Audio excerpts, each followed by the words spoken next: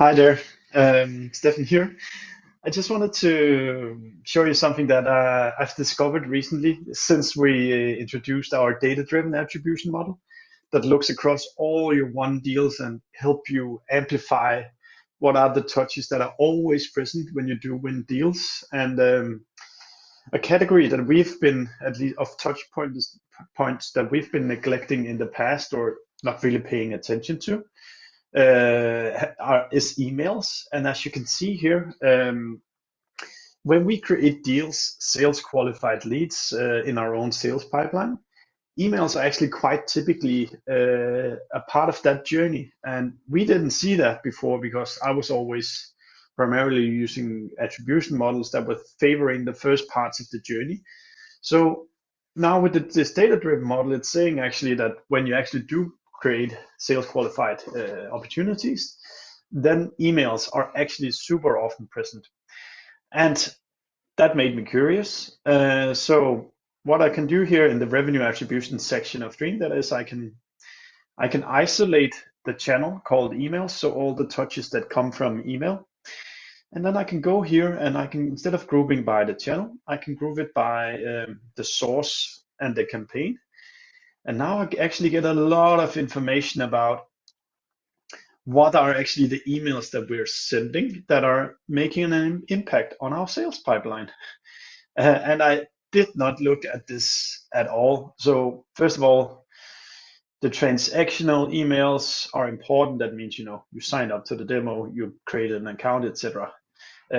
So those are not that interesting because they have to be there. So let's just isolate our newsletters to see the newsletters that we send out, which of them are impacting the most deals. And this is like, I've not seen this before, but number one here, the newsletter we sent that impacted the most sales qualified opportunities was one we did about self-reported attribution, where we showed an example of the test we ran ourselves of the last 100 demo calls that actually had an influence on 6 deals, and given the data-driven attribution model, it actually led to almost one complete deal.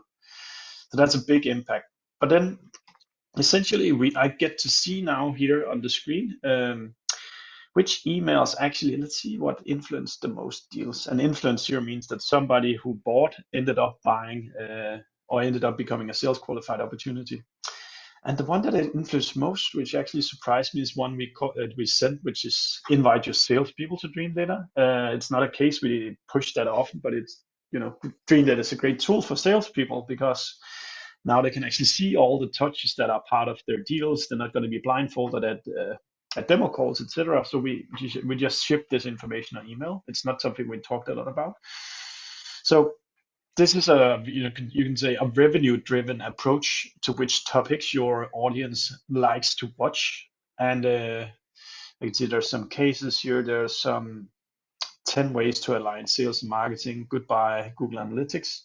So it's a different way of looking at how your emails perform. Typically, B2Bs will be looking at open rate, or at least back in the day before before Apple did all the changes. But then maybe click rate as a parameter of success. But I think if we're being honest, the real parameter for most of us that really matters is whether these emails helps progress deals towards moving into the sales pipeline or at best winning them. So as you can see with Dreamdata, it's extremely easy to isolate email as a channel, isolate the newsletter as a channel, and then you can see which of those emails you sent had the biggest impact on creating sales pipeline, so you know what type of content you should produce more of and what type of content you should produce less of. That's all for now. I hope you can use this little insight and have a great week ahead.